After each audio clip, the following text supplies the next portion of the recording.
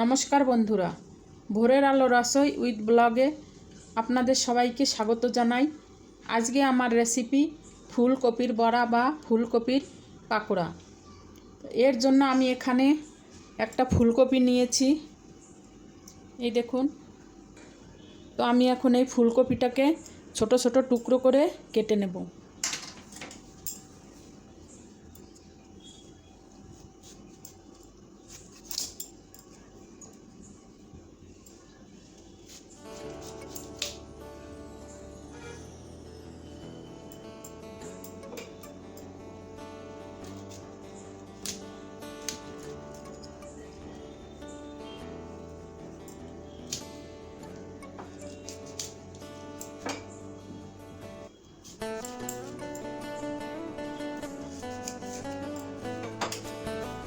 এই দেখুন, আমি এইভাবে ছোট ছোট টুকরো করে কেটে নিয়েছি, কিন্তু এটাকে আমি এখন একটু বেছে নেব, কারণ ফুলকপির মধ্যে অনেক ছোট ছোট পোকা থাকে।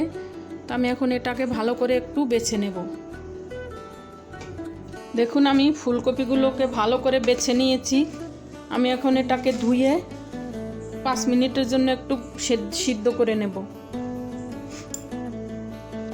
ফুলকপিটাকে সেদ্ধ করার জন্য আমি একটু গরম জল বসিয়ে দিয়েছি। আমি ওর মধ্যে দিয়ে দেব নুন। আমি এই চামচের 2 চামচ নুন দিয়ে দিলাম। দেব আমি 1/2 চামচ মতো হলুদ।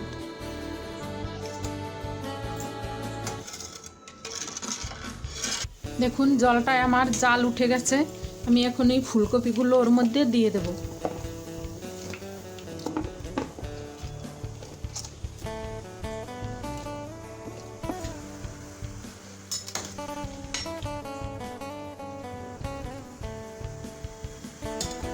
দেখুন, ফুলকপিটা আমার সিদ্ধ হয়ে গেছে।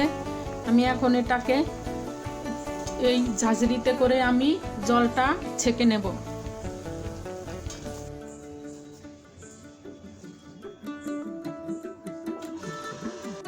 ফুলকপিটা আমি জল ছেঁকে একটু ধুয়ে নিয়েছি। তো এখন আমি ফুলকপির পাকোড়া বানানোর জন্য যে ব্যাটারটা আমি এখন রেডি করে নেব। ফুলকপির ব্যাটারটা বানানোর জন্য আমি এখানে চালের গুঁড়ো নিয়েছি 1 কাপ। আমি 1.5 কাপ মতো চালের গুঁড়ো নিয়েছি। আমি এর মধ্যে অন্য কোনো কিছু দেব না, না বেসন দেব, না ময়দা দেব, না কর্নফ্লাওয়ার দেব। আমি চালের গুঁড়োর মধ্যে দিয়ে দেব 1 চামচ মতো হলদি। দেব আমি ছোট 1 চামচ লঙ্কার গুঁড়ো। আর দেব আমি স্বাদ মতো নুন। আপনারা যে যেমন নুন খান, যে যেমন লঙ্কা খান, সেই পরিমাণে আপনারা দেবেন।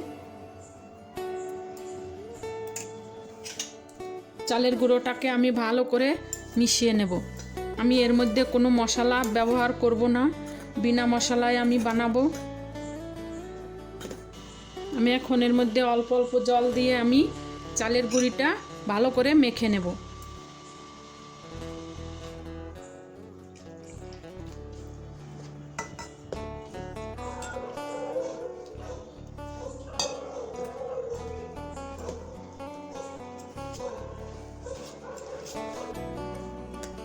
দেখুন, ব্যাটারটা আমি এরকম রেডি করে নিয়েছি। আমি এখন এর মধ্যে দেব সামান্য কাঁচা লঙ্কার পেস্ট।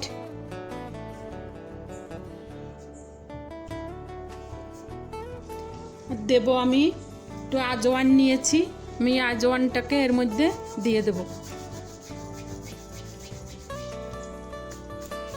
আজওয়ানটা দিলে কি হয়, আপনারা তো সবাই জানেন ফুলকপিতে একটু গ্যাস প্রবলেম দেখা দেয়। ওই জন্য আজওয়ানটা দিলে একটু গ্যাস প্রবলেমটা একটু কম হবে। ওই জন্য আমি আজওয়ানটা দিয়ে দিলাম। আপনারা চাইলে যখন বানাবেন আজওয়ান দিতেও পারেন, নাও দিতে পারেন।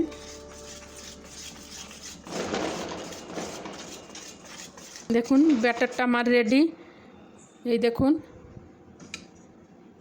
না বেশি পাতলা না ঘন। আমি এখন পাকোড়াটা বানিয়ে নেব। এই ব্যাটারটাকে এখন 5 মিনিটের জন্য আমি একটুখানি ঢেকে রেখে দেব। ফুলকপির বড়া বানানোর জন্য আমি কড়াই বসিয়ে দিয়েছি।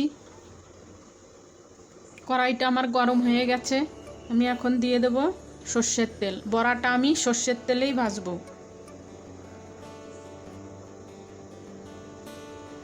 আমি বেশি তেলে ভাজবো না, ডুবো তেলে।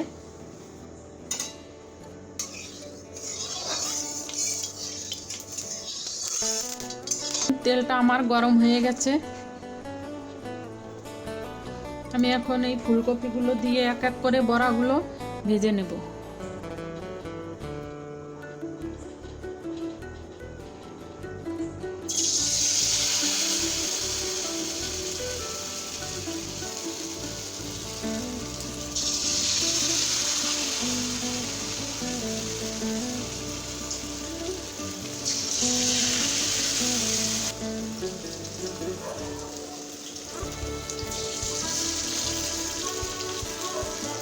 এগুলো আমি একটু উল্টে দিচ্ছি।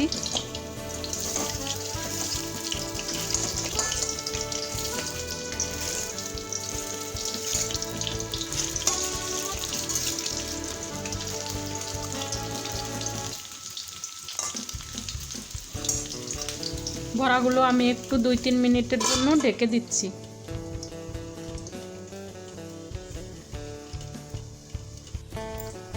দেখি ঢাকনা তুলে আমার বড়াগুলো গলেছে কিনা।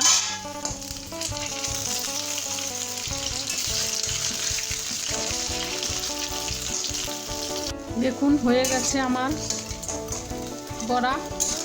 আমি এখন এগুলোকে নামিয়ে নেব।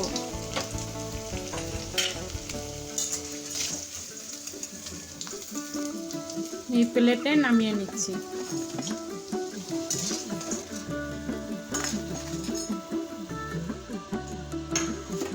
এই তেলের মধ্যেই আর একটু তেল দিয়ে দেব। এখন তেলটা আমার গরম হয়ে গেছে। আমি বাকি ফুলকপিগুলো এইভাবে একইভাবে আমি ভেজে নেব।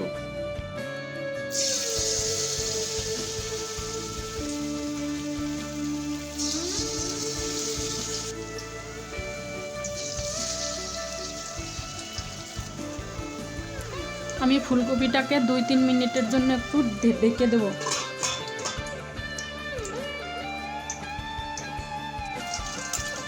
দেখি আমি বড়াগুলো একটু উল্টে দিই।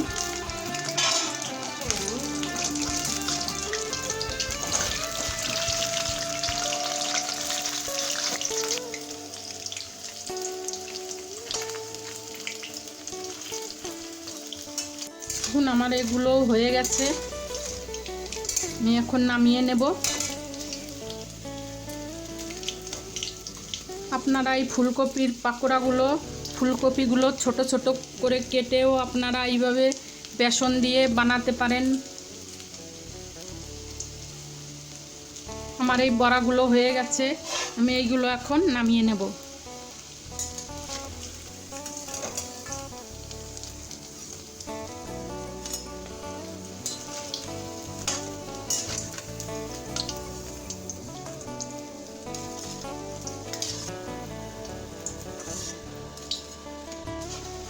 আমি 1-2 মিনিটের জন্য একটু ঢেকে দেব। দেখুন আমার এই পাকোড়াগুলো হয়ে গেছে। আমি এই লঙ্কা কটা ভেজে নেব এখন।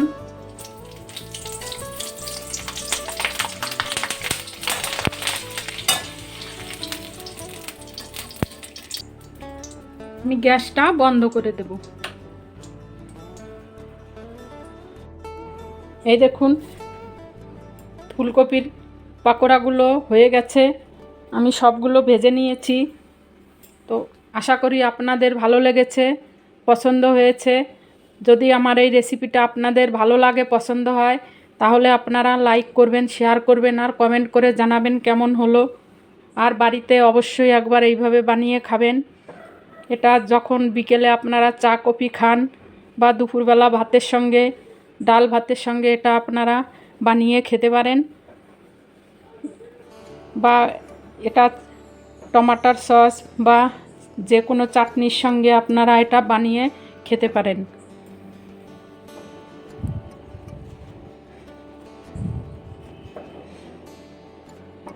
এটা টমাটার সসের সঙ্গে বা চাটনির সঙ্গে খুবই ভালো লাগে খেতে। তো আজকে আর বেশি সময় নেব না, ফের চলে আসবো অন্য কোনো রেসিপির সঙ্গে।